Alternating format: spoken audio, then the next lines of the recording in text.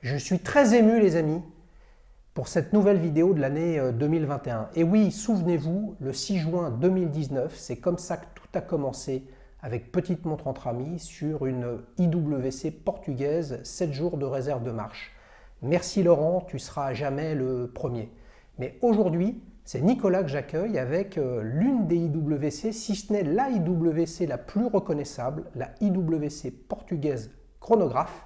Les amis, tous mes voeux pour 2021 et c'est parti pour un nouvel épisode de Petite Montre entre amis.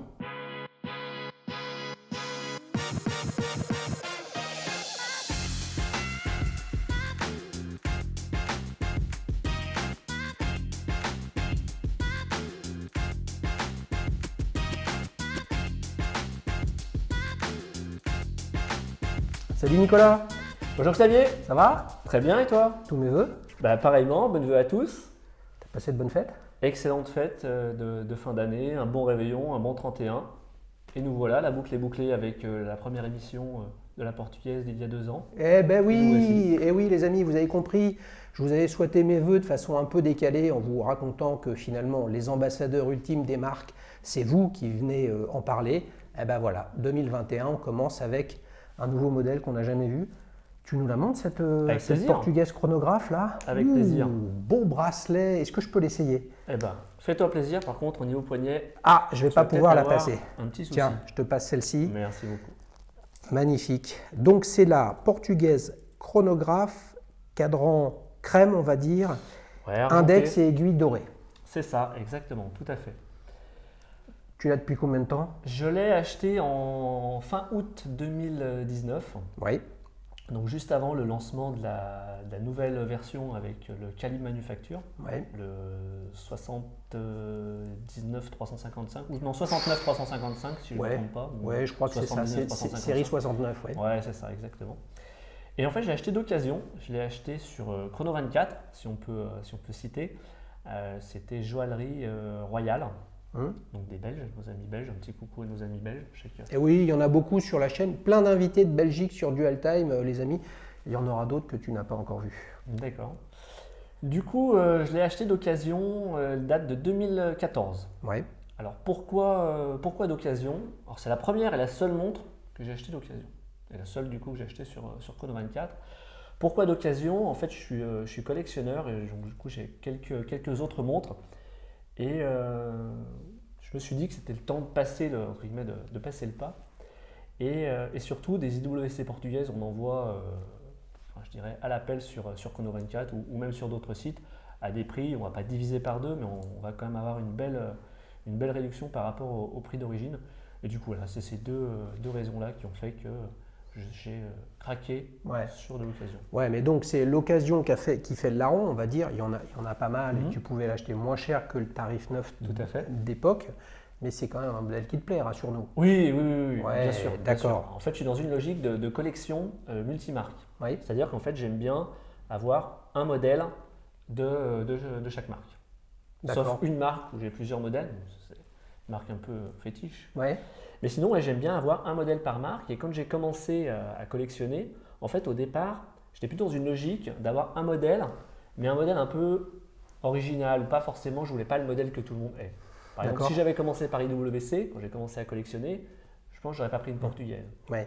Parce que c'est ce que tu es d'accord avec moi, c'est ce que je susurrais à l'oreille dans la petite intro, c'est quand même la IWC la plus reconnaissable. Ouais. J'ai dit l'une, mais c'est là. C'est effectivement, c'est l'IWC, sans aucun doute. Quand on demande à aux amateurs de montres, citez-nous une IWC ou citez-nous l'IWC, ça va être la portugaise chronographe qui va ressortir. Ouais, mais donc moralité, là, toi, tu t'es dit avec celle-ci, voilà, ma ligne de conduite en tant que collectionneur, c'est d'essayer d'avoir un modèle de plein de marques, si possible tout toutes à les fait. marques, mais là, tu n'as pas fini. Hein. Ah, j'ai pas fini. Ah oui, tu n'as pas fini, hein, On va dire au bien moins sûr. les- Mais tu rajoutes, mais pas quand même la montre de tout le monde, mais sauf que la montre de tout le monde dans une collection multimarque, on en arrive à cette portugaise chronographe. On en arrive. C'est un peu contradictoire, donc il doit y avoir un peu un sujet émotionnel, il doit y avoir autre chose là derrière. Non, c'est qu'en fait, à un moment donné dans ma collection, j'ai ma vision qui a un peu changé, où je me suis dit que finalement, avoir la même montre que tout le monde, bah oui, après en même temps on ne voit pas des portugaises non plus à tous les 4 coins de Mais rue. bien évidemment, bien évidemment. Mais au final, après, je me suis commencé à me dire dans ma réflexion que quitte à avoir un modèle par marque, bah, peut-être avoir pas le plus iconique, mais au moins l'un des plus iconiques de la marque. Et c'est pour ça du coup que chez WC, je suis arrivé sur la portugaise. Après, bien entendu, c'est un modèle qui me plaît. Je ne vais pas acheter par exemple, Ouais, je comprends. si je prends, on va dire, je sais pas, on va dire la Monaco. J'aime beaucoup Tag, mais la Monaco, j'ai un peu de montre carrée, quand même assez grosse. J'ai un peu le poignet, tu vois, le poignet de poulet que j'ai. Je n'irai pas forcément sur Ok. ce modèle-là. Ok, Donc ok, après, oui, finalement, Ok. il faut que la montre, qu'il y ait une... ok, ok. Puis Qu'est-ce que l'histoire. tu lui donnes comme adjectif à cette portugaise? Je dirais efficace. Ouais. Efficace, pourquoi? Ouais. Parce que, en fait, quand on l'a au poignet, en un clin d'œil, on voit l'heure qu'il est. En fait, elle est lisible, elle est épurée. On voit bien, on voit rapidement s'il est 3h32, 33 ou 34. Vraiment cette précision-là. Et ça, c'est vraiment l'adjectif, c'est lisible. Mm. Et c'est ce que d'ailleurs souhaitaient de toute façon les commanditaires de la portugaise à l'époque. Ce qu'ils voulaient, c'était une montre lisible et surtout fiable. Ouais.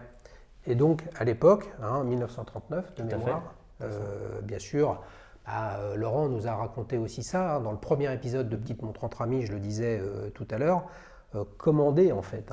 Et alors, commandé ou livré en 1939, je ne me souviens plus, à la demande effectivement de marchands, d'armateurs portugais qui voulaient une montre lisible. Et une montre lisible à l'époque, les montres faisaient un petit 32, un petit 34 pour des montres masculines.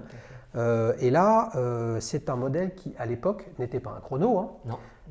était un modèle avec une petite seconde à 6 heures. Tout à fait, comme celle-ci. Voilà. C'est pour ça que d'ailleurs que c'est un chrono qui est particulier avec ces deux cadrans à la verticale. Et c'était une grande montre puisqu'elle faisait, dites-moi si je me trompe les amis, ou dis-moi Nicolas, elle faisait 41,5 mm. J'avais 43 en tête. Ah, tu avais 43? J'avais Écoutez, 43 à vérifier, tête, plongez les amis sur Internet pour trouver l'information, mais en tout cas, c'était colossal. Parce que de Colossal mémoire, ils comme avaient pris une montre à type savonnette. Tout à fait. Et en fait, ils avaient du coup intégré des bracelets dessus. Et pour ça que le diamètre était largement supérieur. Et on pourrait dire en fait que c'est un peu une marque avant-gardiste par rapport notamment au diamètre. Parce qu'aujourd'hui, des montres qui font 42, 43, 41, c'est tout à fait la norme. Ouais.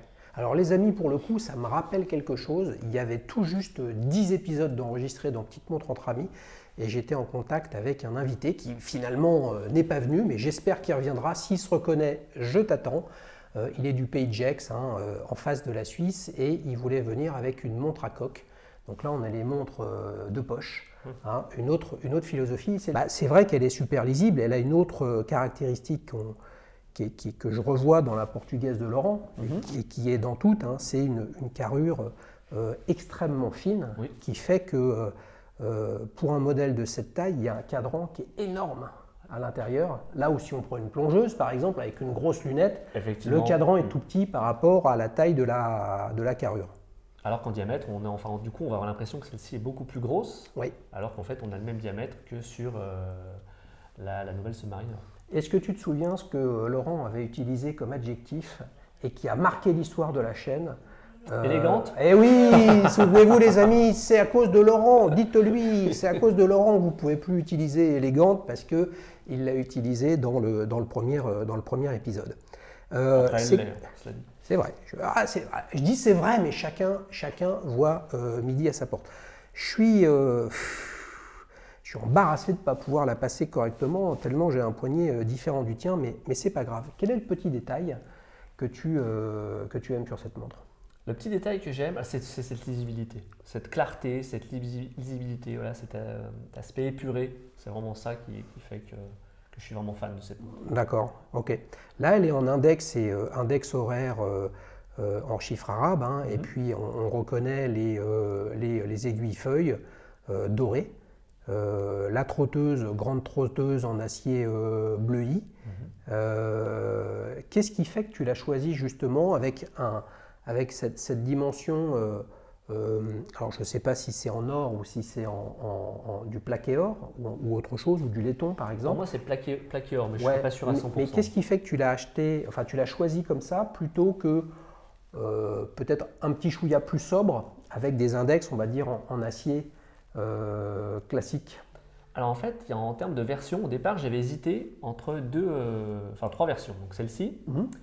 L'autre sur laquelle j'avais hésité, c'est une version Boris Baker. Mhm. Donc la version Boris Baker, je ne sais pas si tu vois à quoi elle ressemble. Non. En fait, c'est forcément une portugaise chronographe, donc la même. Simplement, le cadran, il est vert. Et en fait, la montre a été sortie en 2005. C'était pour les 20 ans de la victoire de Boris Baker à Wimbledon.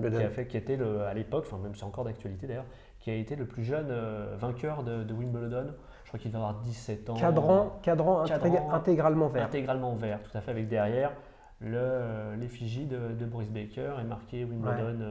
Ouais. Et tu as hésité jusqu'où? Tu as essayé les deux réellement ou c'était sur catalogue? Non, c'était sur catalogue, mais j'avais déjà une montre verte. D'accord. Donc du coup, après, il y a un deuxième modèle aussi sur lequel j'hésitais, dont tu as évoqué, le modèle a été évoqué. Je crois que c'était Stéphane de mémoire qui avait présenté la Anton Zimmer.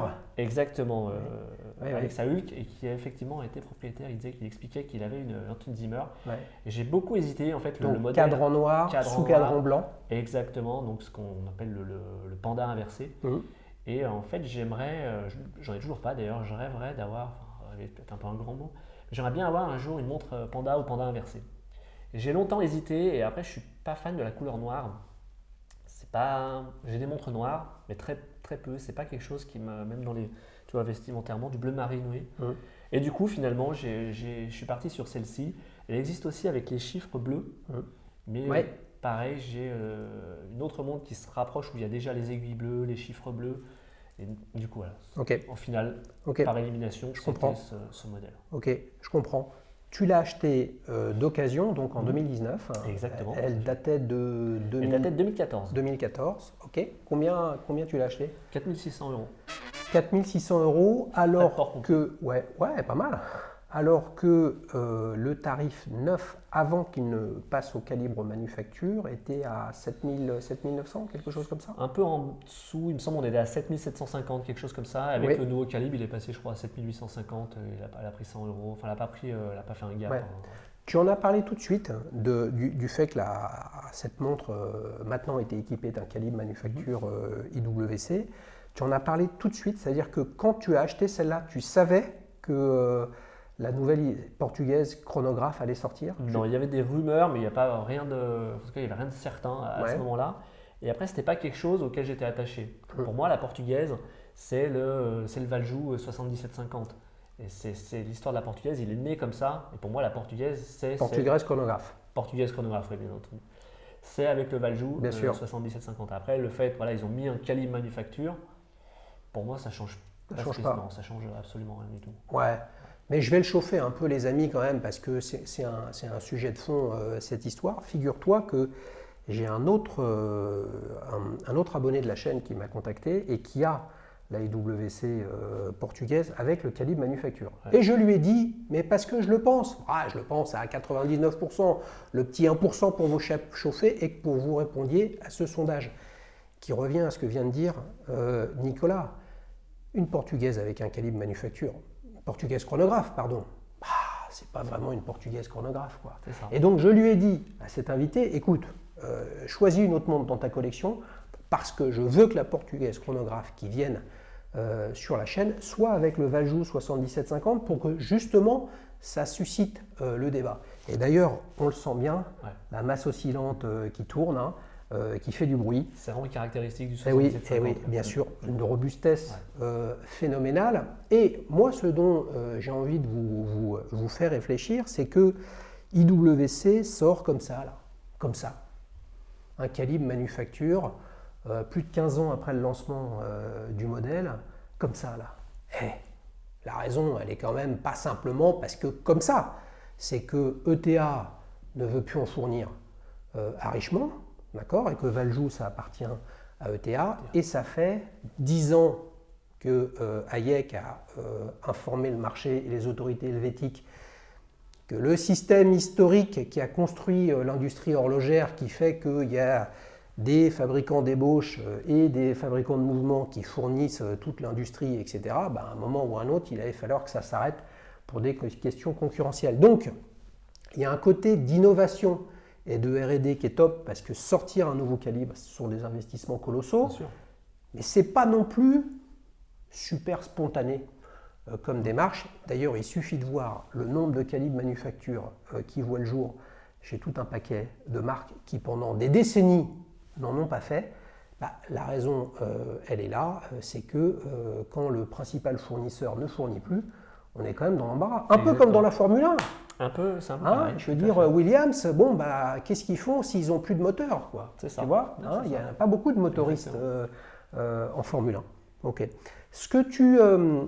Le fait que pour toi, ce ne soit pas un sujet, c'est au global sur ta collection ou c'est spécifiquement par rapport à ce modèle? Non, c'est plutôt au global. Quand j'achète une montre, mais encore maintenant, c'est pas la première chose que je vais regarder, c'est pas le calibre. Est-ce que c'est un calibre manufacture, pas manufacture, les caractères.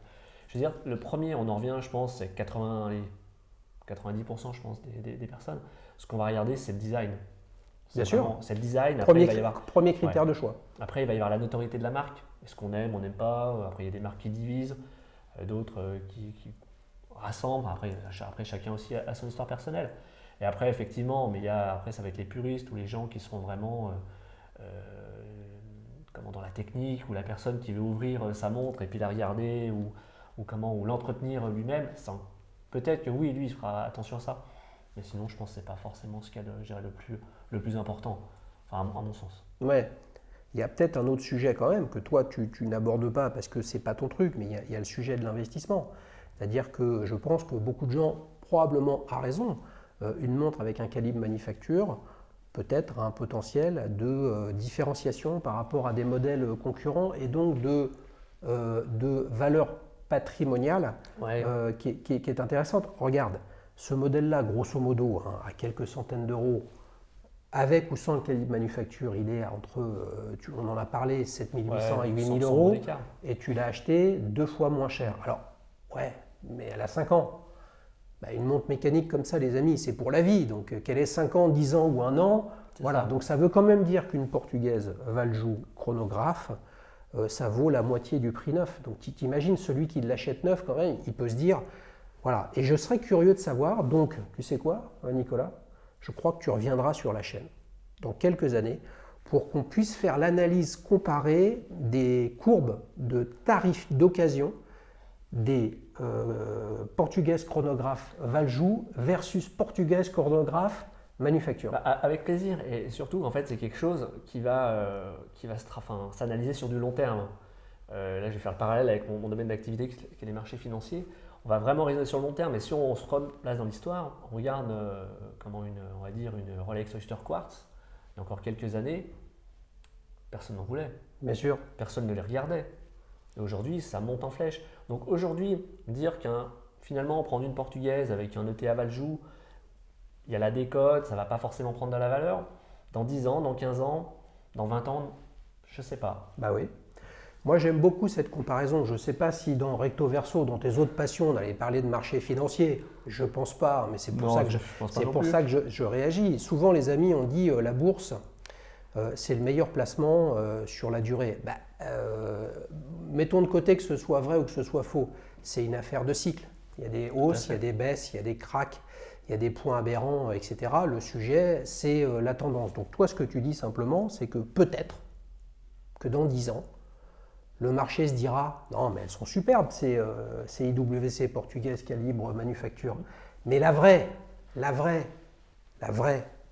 a le calibre Valjoux 7750 et donc elle a plus de valeur pour ces raisons-là. Et peut-être que ce sera le contraire. On ne le sait pas. Les amis, donc qu'est-ce qu'il y a à retenir à ça? Je ne sais pas ce que tu en penses, c'est qu'il y a des prédicateurs qui nous disent, eux, ils savent acheter des montres chez moi, etc. Vous comprenez bien ce que je vous dis là. Quand vous êtes face à un vendeur de montres, lui, il va vous dire qui c'est. Ça ne veut pas dire qu'il ne sait pas. Ça ne veut pas dire qu'il ment. Ça veut juste dire que lui, il a un point de vue qui correspond à son objectif commercial de vendre des montres. Et tu vois le sujet des lunettes en céramique qui patinent pas, qui truquent, qui machin, etc. Bon, d'abord, on ne le sait pas. Il y a des montres en céramique des années 90 qui effectivement n'ont pas vieilli, qui n'ont pas patiné, mais peut-être que dans 20 ans, l'histoire de la patine et le truc, elle n'a jamais été touchée, elle est super authentique et patin coup fin, elle a le cadran Spider. Putain, je suis chaud en ce début d'année là, ça y est, je suis parti. Peut-être que le marché, il dira le contraire. Ce qui compte, c'est des montres immaculées, qui n'ont pas bougé dans le temps, parce que ce sera le signe de la qualité de fabrication, et non pas d'un truc en plastique, comme on peut considérer aujourd'hui. Tout à fait. Et après, juste pour terminer sur le sujet, après c'est encore ma conception. J'achète une montre, pour moi, c'est pour la garder, c'est pour ma collection, c'est pas dans une logique de spéculation. Si on veut spéculer sur les montres, c'est très simple, hein, on prend une Rolex. Non, après, il faut la trouver. On peut pas prendre de Rolex, il n'y en a pas. Ah oui, après, il faut la trouver et puis la revendre, voilà, quelques jours ou quelques semaines après. Mais sinon, les montres, quelques modèles spécifiques, mais je dirais les montres, c'est pas un actif où forcément on va aller spéculer et gagner de l'argent, encore une fois, sauf on va dire une marque. Je suis d'accord. Et on a 2-3 modèles d'autres marques. Je suis d'accord. Mais sinon, c'est pas. Je suis d'accord. C'est pas vers là, vers. Ouais, il y a un modèle sur 1000, les amis, qui prend de la valeur. Il n'y a que quelques marques, quelques modèles parmi les marques qui aujourd'hui en prennent. Et puis évidemment, après, il y a tous les modèles, quels qu'ils soient, qui ont appartenu à des personnes connues. Et là, c'est autre chose qui est bien évidemment acheté par un client. Est-ce qu'on peut parler de ton bracelet, qui est vraiment sympa? C'est quoi? C'est un bracelet en croco? Ouais, c'est un bracelet en coco, c'est un bracelet IWC. C'est pas le bracelet d'origine, parce que dans cette version, elle est vendue avec un bracelet noir. Bien que maintenant, IWC, en fait, on peut personnaliser le bracelet à l'achat. Donc globalement, les principaux, on va dire pour cette version, les deux principaux bracelets avec lesquels elle est vendue, soit un bracelet donc noir, soit un bracelet marron, mais marron foncé. Oui. Et donc quand je l'ai acheté d'occasion, le vendeur me l'a fourni avec un bracelet, un bracelet sans marque, hein, pas de grande, je dirais. Je ne vais pas parler de qualité. C'était pas le bracelet IWC. Non, c'était pas le bracelet IWC, c'était un bracelet qu'il avait fourni qui n'était pas forcément d'une très très grande qualité, mais au-delà de ça, à la limite, c'était pas vraiment le plus important, parce qu'il était joli visuellement, mais surtout il était 10 fois trop grand. Donc du coup, j'avais un petit souci Et donc, tu es allé chez IWC le changer? Du coup, je suis allé chez IWC, en fait, je suis allé sur le site IWC, j'ai regardé les possibilités de bracelets, parce que là, ils ont sorti dernièrement pas mal de bracelets un peu colorés. Et du coup, j'ai flashé sur cette couleur qui rappelle un peu les aiguilles. Oui, c'est vrai. Que le mariage, c'est un bon mariage. Et du coup, je suis allé chez IWC, chez Bucherer, pour être précis, et pour commander le bracelet. Après, je suis plutôt attaché, c'est peut-être bête, mais encore une fois, c'est ma conception. J'aime bien les bracelets manufacture, rattachés à la manufacture. Je ne suis pas forcément. Ouais, parce que bracelet manufacture, là, ça fait des ordres. Non. Hein. Je veux dire, c'est. Un bracelet de la marque. Ouais. Mais pourquoi ça? Je sais pas, c'est. Parce qu'ils les font faire. Hein. Je veux dire. Oui, bon, d'un autre côté, ils les font eux. faire, les amis. Il faut faire les aiguilles, il faut faire plein de choses, etc. Ça dépend des marques. C'est le principe de l'horlogerie suisse. Exactement, tout à fait. Hein, je veux dire, chacun fait son truc, etc. Puis après, il y a des gens qui sont horlogers, qui imaginent des calibres, qui font tout eux-mêmes. Puis il y en a d'autres qui sont des emboîteurs. Oui.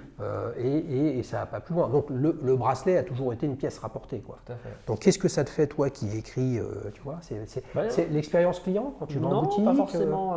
Pas forcément l'expérience client. Je ne saurais pas l'expliquer. Des fois, on a tous des tocs. Ouais. Et j'aime bien avoir le bracelet de la marque. Et j'ai un copain qui allait pas très longtemps chez ABP refaire un bracelet. Il a fait un beau bracelet rouge sur une Longines Evidenza.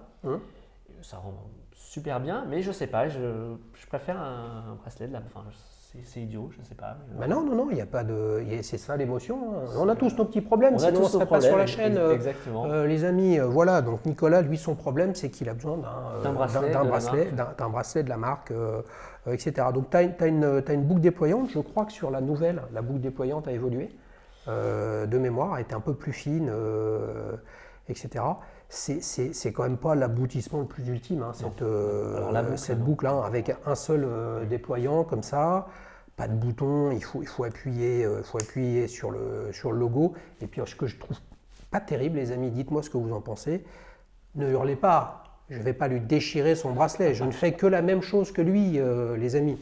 Tu sais qu'il y en a qui me disent, Xavier, franchement, mets des gants quand tu manipules la montre des autres. Des gants, le jour où je mets un gant, les gars, pour manipuler une montre, c'est que je suis devenu vendeur de montres ou alors je suis journaliste et je ne vous l'ai pas dit, quoi.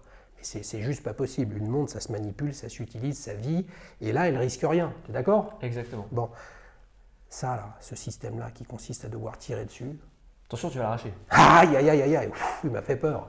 Hein, c'est pas un petit peu Non, le bémol c'est de un peu le bémol de bémol, ouais, c'est un peu le bémol. Mais au-delà du bracelet, en fait, c'est vraiment la boucle, je pense. Enfin, je trouve qu'il y a le point faible de cette montre, déjà, qui est effectivement, il faut la clipser. Bon, après, le fait de la relever. Mais je dirais, en fait, cette histoire de boucle, c'est pas spécialement que pour la portugaise. Je pense que c'est sur beaucoup de montres, en fait. Sur beaucoup de montres, même des montres. D'autres montres mythiques, je trouve que ça laisse à désirer. Il y a pas mal de modèles où ouais, c'est. On veut des noms, les amis. Tu penses à quelqu'un en particulier? Moi, non, par exemple, l'arrêt verso. Ouais. L'arrêt verso, c'est pareil, c'est pas. Ouais, mais c'est le même système sur l'arrêt verso. Non, c'est une papillon. C'est une papillon. Mais c'est pas aussi en tirant sur le. Si, ouais, tu tires aussi, mais Ouais. ouais, voilà. Ouais. Et ben, avec toutes les montres que j'ai pu essayer, parce que j'en essaye beaucoup, d'abord pour moi, hein, quand j'en achète, etc. Souvent d'occasion, hein, mais quelquefois je vais quand même en essayer en boutique. Franchement, les meilleures boucles, bracelets que j'ai pu avoir sur la chaîne, c'est Cartier et Chanel.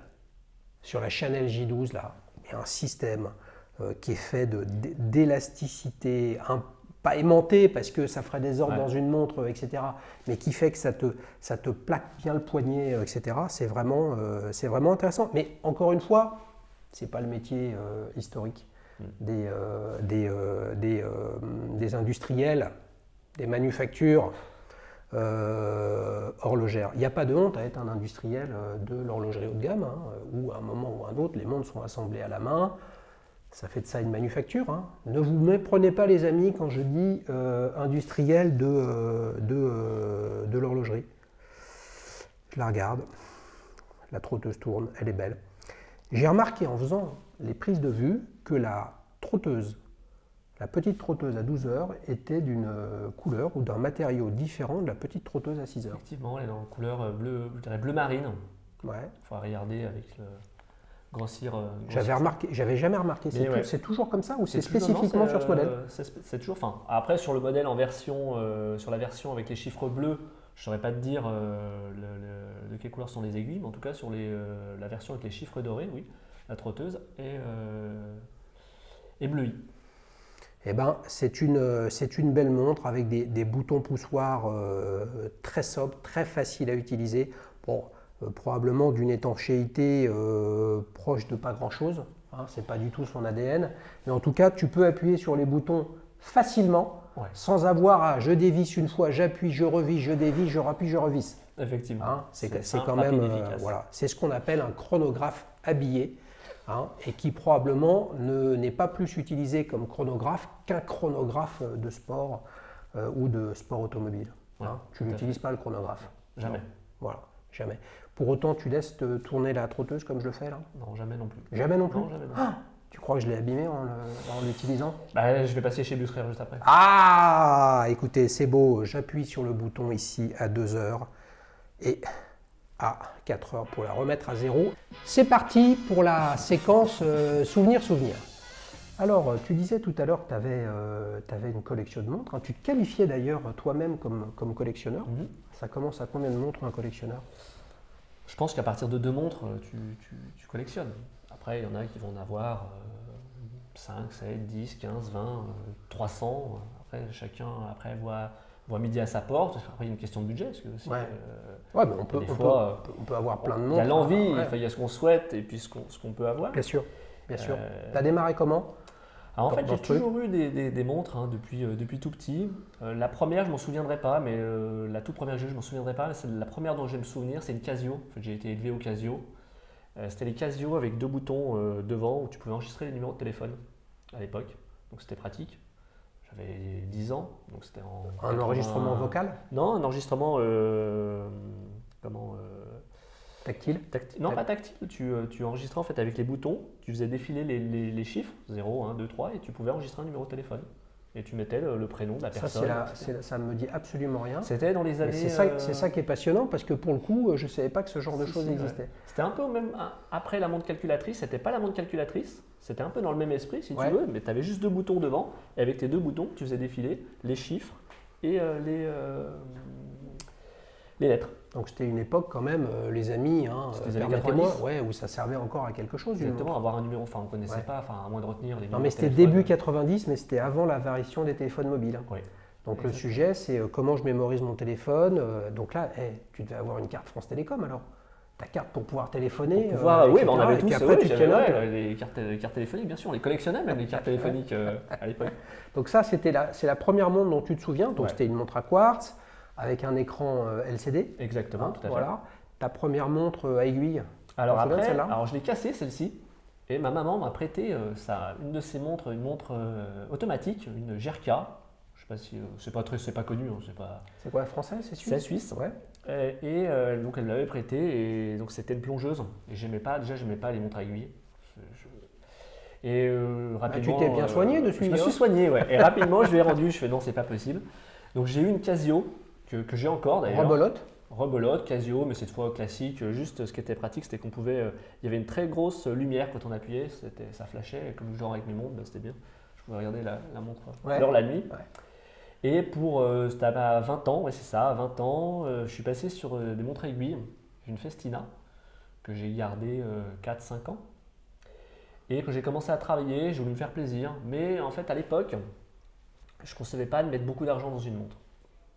Donc, parce que tu pensais que c'était beaucoup trop cher pour ce que c'était. Tu avais beaucoup moins de moyens, tu avais d'autres choses à acheter. Un peu de tout, mais même sans parler de moyens, la première chose, pour moi, c'était à quoi ça sert de mettre autant dans une montre. Voilà. Déjà, mettre 100, 200, 300 euros, je trouvais ça déjà bien et je ne voyais pas l'intérêt de mettre plus.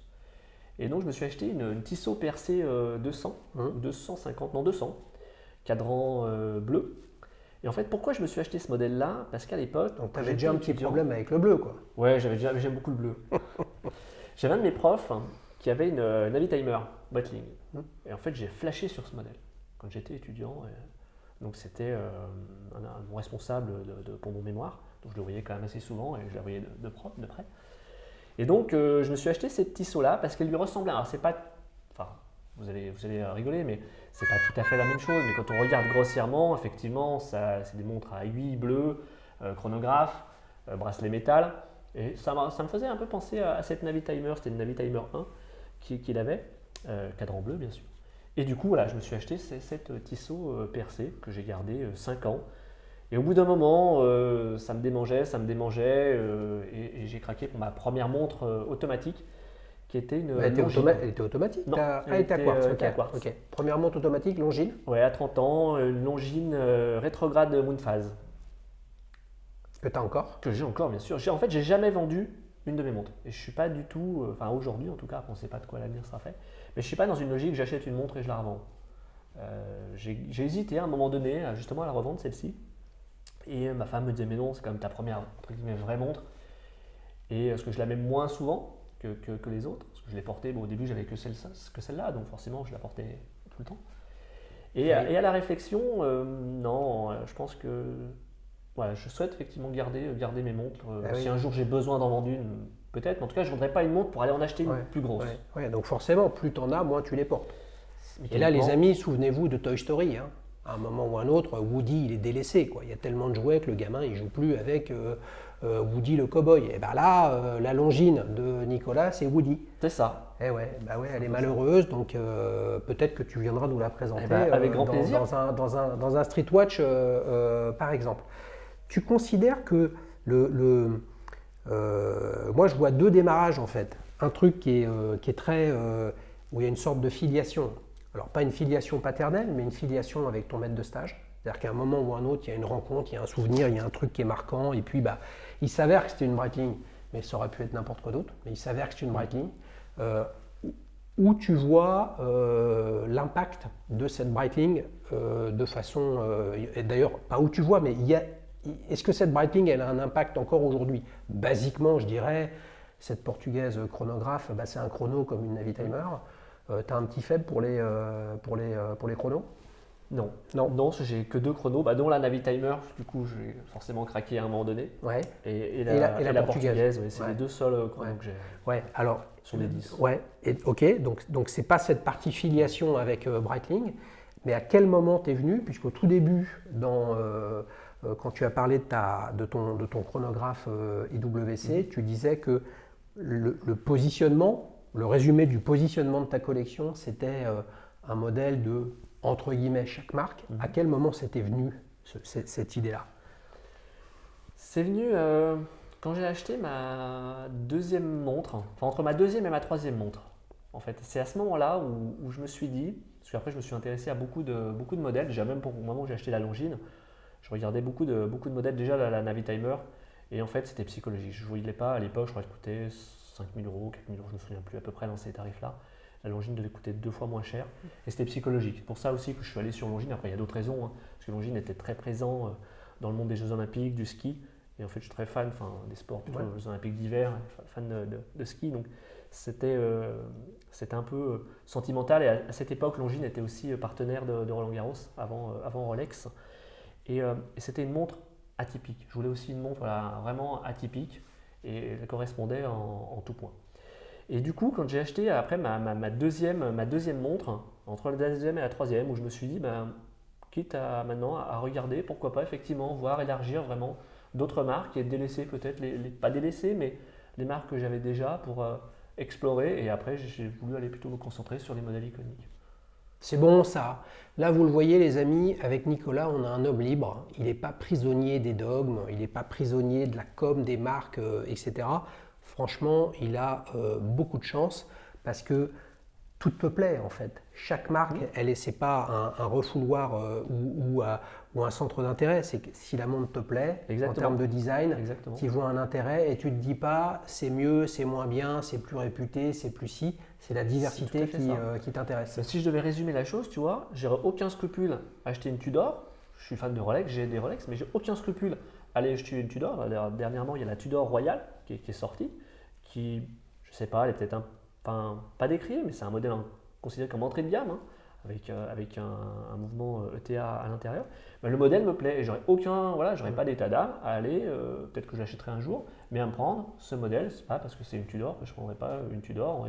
J'aurais pas acheté une Tudor parce que je peux pas avoir une Rolex ou parce que je veux pas, ou parce que je peux pas avoir une Rolex. Et tu vois, la première bonne nouvelle pour toi de l'année 2021, les amis, c'est une bonne nouvelle pour vous aussi, c'est que bientôt un dual time avec une Tudor Royale 41 mm cadran soleillé bleu.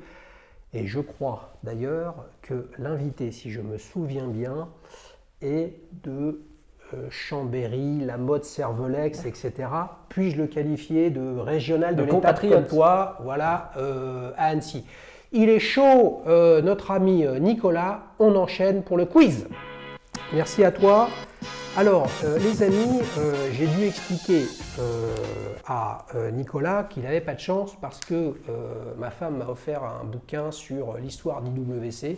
Une tuerie le truc, hein. Épais comme ça. Je n'ai pas tout mémorisé. Vous avez vu que j'hésitais sur le format de la première portugaise. Mais je te promets, Nicolas, je t'ai sorti 3 questions qui sont parfaitement jouables en ce début d'année. Tu mets la pression. Hein, et on ne peut pas perdre en début d'année. Hein. Donc je compte sur toi. On va essayer. Alors, première question. Je ne me souviens plus si c'est celle qui est cadeau ou non, hein, donc je regarde. Mais on va dire que c'est une première question. Quel modèle IWC le célèbre designer Gérald Genta a-t-il dessiné? Réponse A, la IWC Ingénieur SL. Réponse B, la Da Vinci Beta 21. Réponse C, l'Aqua-Timer. Et c'est gentil. Ouais, elle est cadeau celle-là. Alors tu as le droit de réfléchir, d'avoir un raisonnement par là-dessus. Je ne connais pas la réponse, mais par élimination. Ouais. Je verrais bien ça, donc forcément plutôt dans les années 70. En fait, la Da Vinci, de mémoire, il me semble, mais je suis pas sûr, mais il me semble qu'elle était sortie avec à Quartz avec le Beta 21 au début. Donc je dirais la DaVinci. Aïe, aïe, aïe, aïe, aïe, aïe. Ingénieur. Belle tentative de L'ingénieur. réflexion sur l'année. Oui, Ouais, c'était l'ingénieur. l'ingénieur SL. La DaVinci Beta 21, avec sa forme à 6 pans, Ouais. ça aurait pu être un peu ça. Mais C'était non. pas trop son style, mais Non, c'était plus pas- par rapport pas- aux années. Pas Bon, suffisamment. Aquatimer, première montre étanche sortie par IWC en 67. 67. ouais. Et oui et non, c'est la ingénieur SL. Vous la voyez à l'écran, magnifique montre. Forcément, là, vous y voyez le style Genta avec un cadran à l'intérieur d'un autre cadran, des logiques de Hublot, des facettes, etc. Il y a dans la collection SL d'autres choses absolument magnifiques. La Polo Club, la Golf Club, des montres que personnellement j'adore, très typées des années 70. Et l'ingénieur SL sort en 76, la même année que la Patek Philippe Nautilus, D'accord. faite par le même Oui, designer. effectivement. Et oui, qui travaillait en externe, comme consultant, comme designer, là où, à une époque, il travaillait chez Omega pour Omega, en ayant fait la fameuse Omega Constellation Paipan. Écoute, c'était bien tenté, Bon, c'est bien tenté, mais t'es quand même mené à zéro. ouais, j'avais une Hein chance sur deux parce que la dernière je l'avais écarté. Mais bon. Ouais, écoute, c'est pas grave, les amis. Deuxième question. Alors là, maintenant, il faut vraiment que je regarde si les questions. Ouais, alors celle-là, elle est vraiment cadeau. Hein. Hein, quelle ambiance en ce début d'année La 2021, les amis. Alors écoute ça. De 1975 à 1995, IWC produit des montres pour un constructeur automobile allemand. Oui. Lequel? Réponse A, Volkswagen. Réponse B, Mercedes. Réponse C, Porsche. Je dirais réponse C, Porsche. Ah, il respire Et là. actuellement oui. c'est Mercedes. Enfin, ils sont dans le partenariat avec Mercedes Ouais, actuellement. ouais, ouais. Mais alors pour le coup, à l'époque, c'était simplement un partenariat avec Porsche Design, donc qui n'était pas un rapport de sponsoring de course automobile. Et dans ce superbe bouquin sur IWC, bah, figurez-vous, c'est que ce rapprochement où Ferdinand Porsche a voulu développer des montres au nom de Porsche, qui a en partie sauvé IWC de la faillite, puisque à l'époque ça allait très très mal. Et tu vois, 76, Gerald Genta, ça n'a pas marché. L'ingénieur SL, comme la Nautilus, comme la Royal Oak, etc. Donc tous ces modèles de montres sont sortis à une époque où toutes les manufactures historiques étaient au bord du gouffre. Ils ont démarré avec une montre boussole, un fameux chronographe Porsche Design en titane, et en 95, c'est Eterna qui a pris le relais de IWC sur les montres Porsche Design. Voilà. Par contre, les amis, si vous suivez la Formule 1, c'est peut-être ton cas, on voit parfaitement sur les gants des pilotes Mercedes, il y a l'impression d'une montre IWC au poignet du pilote. Écoute, l'honneur est sauf. C'est bon, je passerai pas sous le baby. Voilà, c'est beau les gars, le baby-foot, si vous n'avez pas compris l'allusion, c'est un sport de notre époque ça, hein, Nicolas. Ah oui. Quel âge as-tu, Nicolas? 39 ans. Ah ouais, t'es quand même tout jeune, hein. Mais bon, le baby-foot, c'est de plus en plus rare. Hein. C'est de plus en plus rare. D'ailleurs, les 40 approchent bientôt pour Watch Out, sait-on jamais. Ah là là là là. Eh oui, Quelques voilà mois. un candidat, vous avez bien compris que c'était aussi un programme communautaire avec toute la communauté des abonnés, et je vous tiendrai au courant du développement du programme. Alors, troisième et dernière question, Nicolas. Je regarde rapidement. Oui, alors là, attention, normalement tu dois le savoir. Donc tu peux sortir sur une belle victoire. Lancée en 1939, la portugaise tombera dans l'oubli pour être relancée en réponse A, 1967, réponse B, 1993, réponse C, 2000. Eh ben, c'est 1993. Alors, c'est pas le modèle chronographe.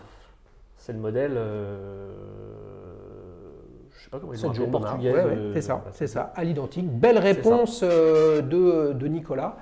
Et Tu 95 savais pour le chronographe. Ouais. Tu le savais ça, ou je t'as- savais. Ouais, tu le Non, savais, ça, bien je sûr. savais. 67, on en a parlé, c'est le lancement de l'Aquatimer. D'ailleurs, cette Aquatimer, si vous la regardez bien, elle a un boîtier très très reconnaissable fabriqué par EPSA, établissement Picret Société Anonyme, qui a fait des boîtiers compresseurs comme ça pour Longines, Gégère-Lecoutre, Lippe, Baume-et-Mercier, Tissot. Je me demande même s'il n'y a pas quelques Oméga. Je pourrais peut-être me tromper. Donc effectivement, ce n'était pas 67. Et 2000, c'est la date à laquelle Richemont rachète le groupe LMH, les manufactures horlogères, où il y a IWC, Gégère-Lecoutre et Lang & Son. Et c'est un peu, on va dire, le lancement de la concentration de ces dernières années, parce qu'entre 1993 et 2000, eh bien, comment dire, l'horlogerie mécanique s'était refait la cerise. Hein. Ils avaient tous failli disparaître, sauf quelques-uns, et en se repositionnant sur le haut de gamme et en nous vendant autre chose que de la précision, eh bien, ils nous font rêver. Tu te rends compte? Si ça n'avait pas eu lieu, il n'y aurait pas de chaîne de petites montres entre amis, quoi. Ah, c'est dommage. Applaudissements les amis, il a vraiment mal débarré Nicolas, mais bravo pour ta belle victoire de Reims. Merci les amis. Hein, pas mal, hein? Merci. Pas mal, il est bien. Là, il sait qu'il va passer une année 2021 vraiment dans de bonnes conditions. Alors, on enchaîne avec la 4e et avant-dernière séquence de petites montres entre amis, recto verso. Alors, on a compris que tu aimais le bleu, on a compris que tu étais passionné par les marchés financiers, mais est-ce que tu as d'autres passions ou centres d'intérêt que l'horlogerie? Oui. J'en ai deux principales, le tennis et le snowboard. Ouais. Alors le tennis, pourquoi je ne saurais le dire. En fait, le tennis, alors j'ai plus parlé de tennis que le snowboard. Je suis originaire des Alpes et bon, j'ai forcément grandi. Ah ouais, mais là ça compte pas. Petit, d'où dans les Alpes? Annecy. Ah oui, bah oui, non mais t'es quoi? T'es à une heure même pas? Même pas. Déjà, ma grand-mère habitait dans une station, donc j'étais à 15 minutes des pistes. Ouais, non mais ça compte pas. Et où je suis allé à 25 minutes. Ouais, ça compte pas. Ça compte pas. Puis avec les montres, il n'y a pas trop de lien, hormis peut-être Longines avec le ski qui est bien implanté dans le milieu du ski. Mais le tennis, qui là a plus un rapport avec les montres, puisque quand on regarde les principaux grands chelems autour de la planète, ce sont des marques de montres bien connues qui sponsorisent, notamment Rolex. On a eu aussi Longines pour Roland Garros, Rado encore, si on remonte encore avant. Là, tu parles de ceux qui sponsorisent les tournois. Qui sponsorisent les tournois, ouais. Bah là, c'est Rolex qui a mis la main sur tous les grands chelems, déjà. Comme pour le golf, qui est très présent. Et en fait, ça vient un peu de là, je dirais. Alors, j'ai toujours été attiré par les montres. Hein. J'ai toujours eu de montres depuis tout petit. Je me souviens pas de ma première. Et ça, je repense à quelque chose. C'était Cédric qui était venu présenter sa Skydweller et qui disait qu'il se sentait nu s'il partait sans montre. Ouais. Alors pour le coup, je risque pas d'être nu sans montre. En fait, j'ai toujours une montre. C'est-à-dire que je dors avec ma montre. Le seul moment où je quitte ma montre, enfin les deux seuls moments, le premier c'est pour passer le portique de l'aéroport, pas le choix. Et deuxième, selon la montre que j'ai, c'est pour ma douche. C'est forcément avec un bracelet. Donc celle-là, bracelet cuir, pas. Celle-là, non. Ouais, celle-là, elle ne va pas passer. Mais sinon, je ne peux pas être sans montre. C'est pas possible. Donc je dors même avec ma montre. Quelle que soit la montre. Quelle que soit la montre. Ah, ça, c'est intéressant. Je crois que tu es le seul, ou tu es le premier à l'exprimer comme ça sur la chaîne. Mais sur le tennis, tu as, en revenant à ça, c'est que tu n'as pas simplement le sponsoring, c'est que tu as aussi, et vous avez bien vu les amis, hein, c'était une boutade, toutes les égéries, les ambassadeurs, les amis des marques, vous avez bien compris que les ambassadeurs ultimes, c'est vous. On a Roger Federer qui est ambassadeur Rolex, Nadal qui lui est avec Richard Mille, et Novak il est chez qui lui? Choco? Novak, il me semble qu'il est chez Grand Seiko, j'ai un doute. Ouais. J'ai un doute, mais à confirmer, enfin il me semble. Je ne suis pas sûr à 100%, mais je ne suis pas fan de Novak Djokovic. Ouais, tu préfères qui toi? Federer. Ah oui, et oui, la classe.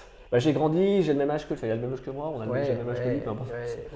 Et puis même le style, la beauté, après Novak a un très très beau jeu aussi, mais à regarder, c'est vrai que Roger, c'est l'art à l'état pur, c'est splendide. Et tu aurais pu être, hein, dans la vidéo des vœux que j'ai fait pour l'année 2020, tu aurais pu être le Nicolas Federer. Hein. Et on ne sait pas s'il a, les amis, le même revers lifté, hein, ou en tout cas, tu aurais pu nous parler d'une montre. Mais de toute façon, vous avez bien compris que Nicolas est l'ambassadeur d'IWC. Mais petite question sur les tennisman, là. Il me semble bien qu'il y en a 2-3. Alors est-ce que Rafael Nadal, c'est le cas ou pas, qui joue, enfin en tout cas, il semble-t-il, il a quelque chose au poignet lorsqu'il joue. Ouais. Est-ce que c'est réellement sa Richard Mille? Il joue avec sa Richard Mille, ouais. Et même pour les Rolex, il n'y a pas de contre-indication à ne pas jouer, de jouer avec une Rolex au poignet, quoi. Vous avez compris les amis, donc quand je la manipule un petit peu sur le canapé, venez pas me dire elle va se péter, parce que sinon c'est vraiment du gros baratin ce qu'ils nous, après, disent. Je ne jouerai pas au tennis avec toutes mes montres.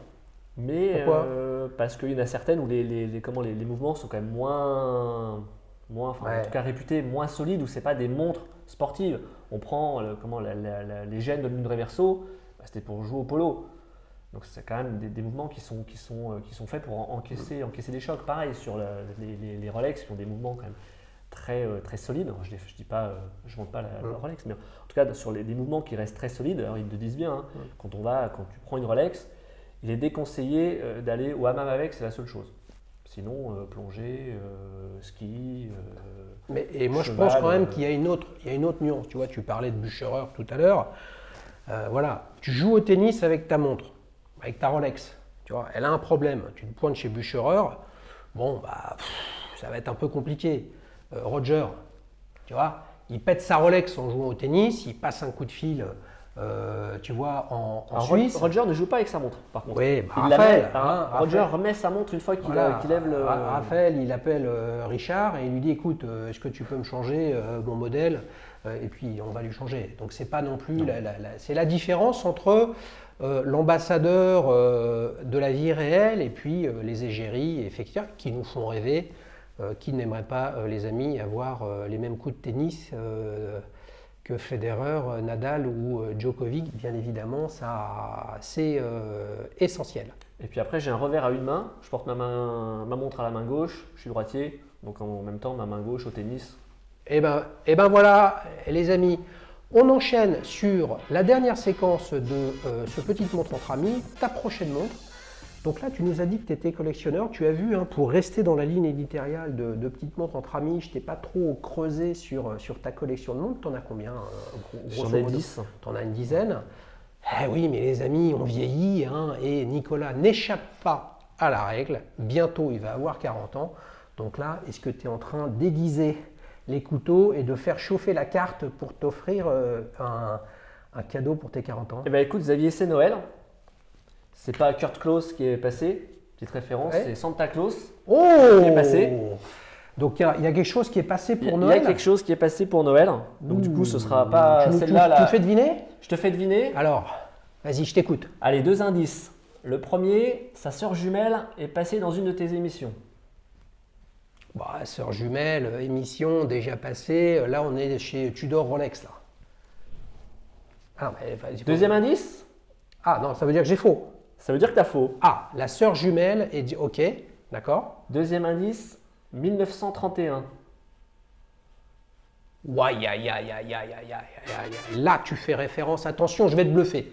Si je trouve, tu es obligé de me la prêter pour que je l'essaye. Ah, mais évidemment, je vais te la prêter. Là, il fait référence au Duel Time avec Jonas et sa Gégère Lecoultre Reverso Tribute Small Seconds avec l'accent, les amis, cadran bleu. Et là, je sens que c'est la cadran violette Parme. Et tu peux le dire à tout le monde, on n'en a pas parlé.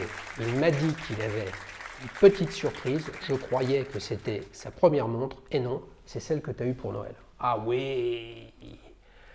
Oh là, les amis, on démarre l'année 2021 à un rythme. Celui qui va passer derrière Nicolas, il va vraiment galérer grave.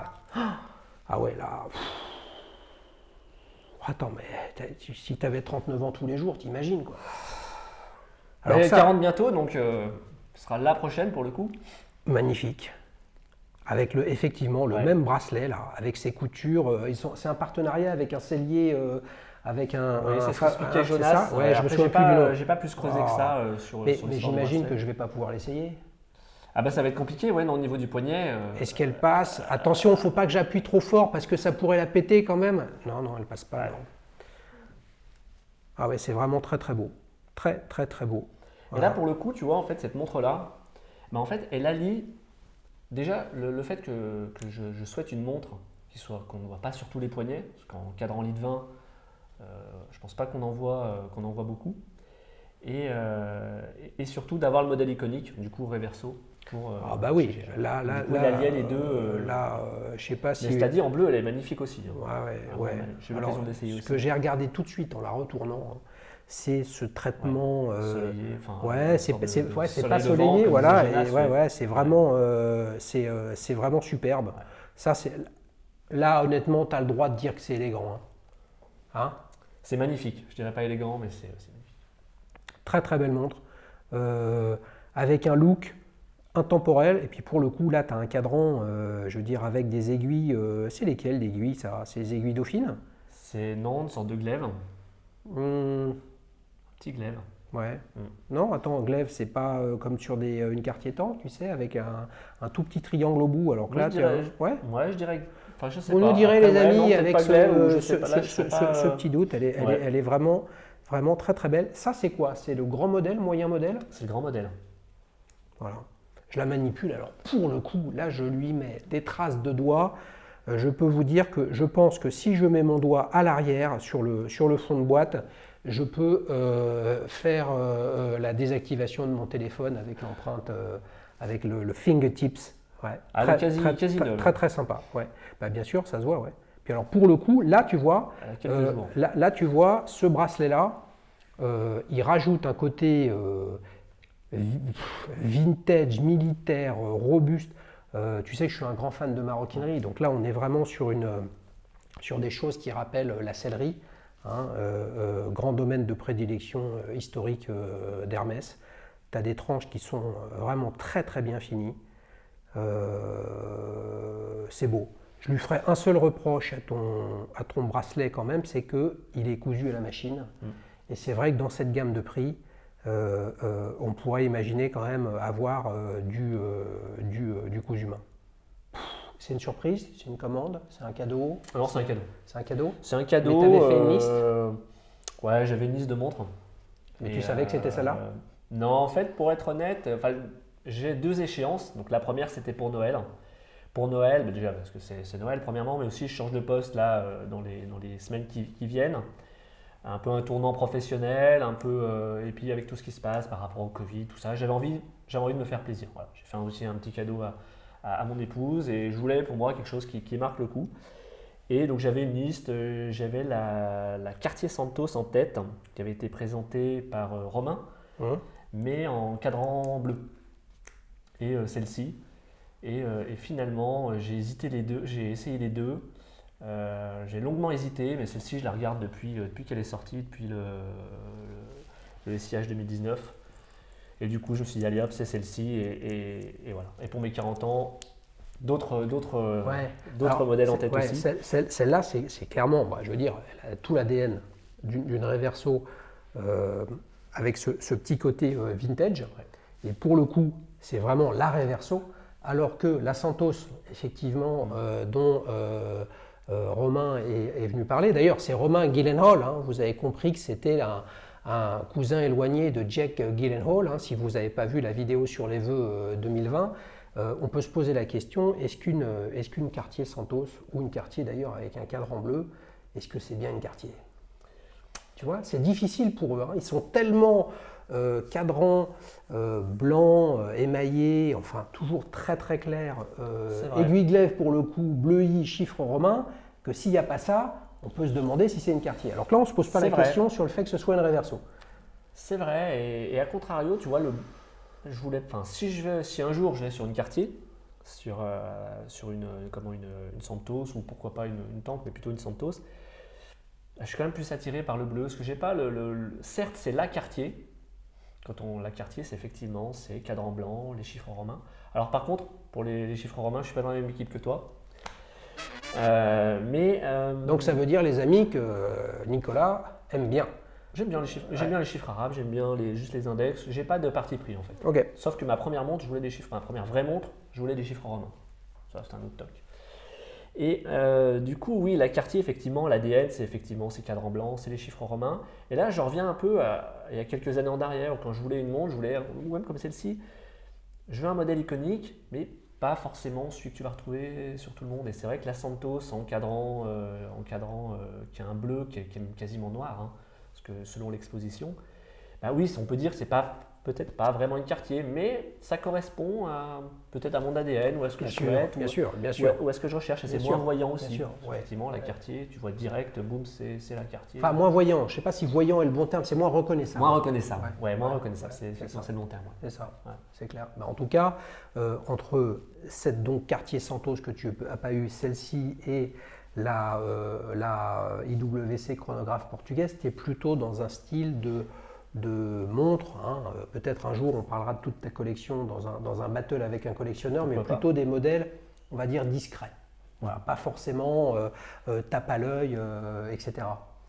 Nicolas, les amis, merci beaucoup. On s'est vraiment éclaté. Merci à toi. Si vous voulez participer, eh ben, vous faites comme Nicolas, vous m'envoyez un formulaire sur www.dailyshoes.fr. On a toute l'année 2021 devant nous, avec encore des dizaines et des dizaines d'ambassadeurs de marques qui vont venir raconter avec leurs mots, leurs certitudes, leurs passions, leurs hésitations, pourquoi leur montre est formidable. Et je suis sûr que beaucoup d'entre vous auront des idées pour s'offrir leur prochaine montre. Allez, à ciao ciao. À bientôt.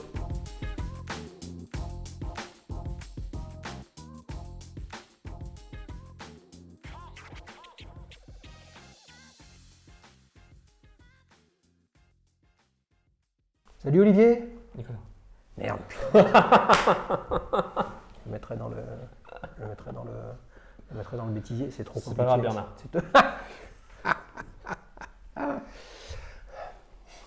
Les coups, putain. Non, ça, voilà, là il y a une bonne ambiance. Là, c'était fait exprès. Non, hein, Philippe, hein, non. Non. Jean-Claude.